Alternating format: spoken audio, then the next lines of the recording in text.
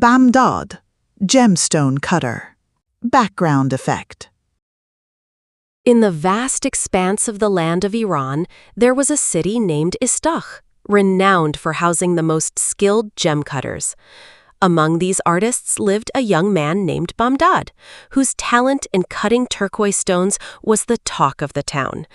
In his father's small, worn-out workshop, he carved shapeless stones with such love and precision that it seemed he held a captive piece of the azure sky within the heart of the stone. In the market of Istakh, among other master gem cutters, Bamdad's work was good, but not enough to bring him wealth. His creations, placed alongside the works of the city's great masters, appeared beautiful but ordinary. One day, a caravan led by a clever merchant named Aryafar passed through Istakh. Seeking unique goods to offer in eastern markets, he visited the gem cutters' workshops. When he reached Bamdad's workshop, his eyes fell upon a turquoise necklace carved with exquisite delicacy. Aryafar, possessing discerning and precise eyes, recognized the true value of that art. He bought all of Bamdad's necklaces and turquoise gems at a fair price and promised him that if the work was well received in foreign lands, he would return. After a long journey, Aryafar reached a city on the edge of the desert, a city whose people knew precious stones, but whose art lay mostly in weaving gold-threaded fabrics and crafting pottery. The art of gem cutting was considered rare and unique in that land. The merchant rented a shop in the best spot of the city market.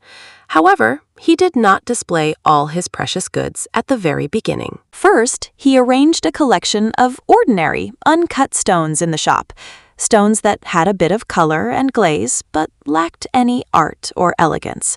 People came, looked, and passed by with indifference. The stones were not attractive to them. After a few days, when the minds of the market people had grown accustomed to seeing those ordinary stones, Aryafar revealed his masterpiece. In the center of the shop, upon a cloth of black velvet, he placed just one of Bamdad's turquoise necklaces. An amazing thing happened.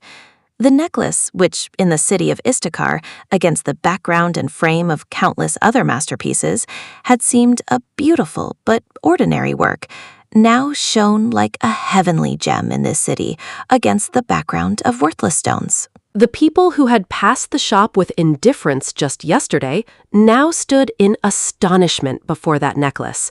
The delicacy of the cut, the deep blue color, and the flawless design stood out hundreds of times more when compared to the surrounding uncut stones. The people's judgment had changed, not because the necklace had changed, but because its frame and background had changed. Whispers spread through the market. A magician has come from Persia who has brought a piece of the sky for sale. Soon, the elders and the wealthy of the city rushed to Aryafar's shop to buy that unique necklace. Aryafar sold the necklace for a price tens of times higher than what he had paid Bamdad. Then, one by one, he displayed Bamdad's other works in the same manner and sold them all for exorbitant prices. Months later, Aryafar returned to Istakh and went straight to Bamdad's workshop.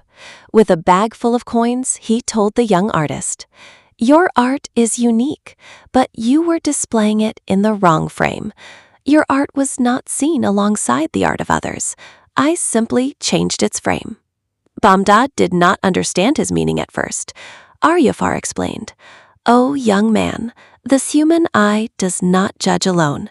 It decides based on what it sees next to a thing. A soldier of average height looks like a giant among short soldiers and a dwarf among giants. Your art was the same. I took your art away from other gems and placed it among ordinary stones. Only then did people see its true value." This speech opened Bamdad's eyes and mind.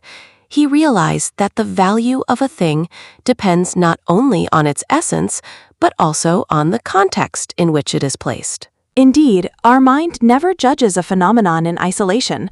We are always influenced by the frame, the environment, and the surrounding information. Our judgments at any moment are influenced by the context we are in. a truth that can either lead us astray or, like the clever merchant, be a way to reveal hidden values. From then on, Bamdad changed his method. He no longer displayed all his works together. He created a special space and a unique background for each one. He had learned how to guide the buyer's mind to see the true value of his art. Now, let me see what you will do, my good friend. Thank you for listening to us. If you enjoyed it, please support us by liking and subscribing.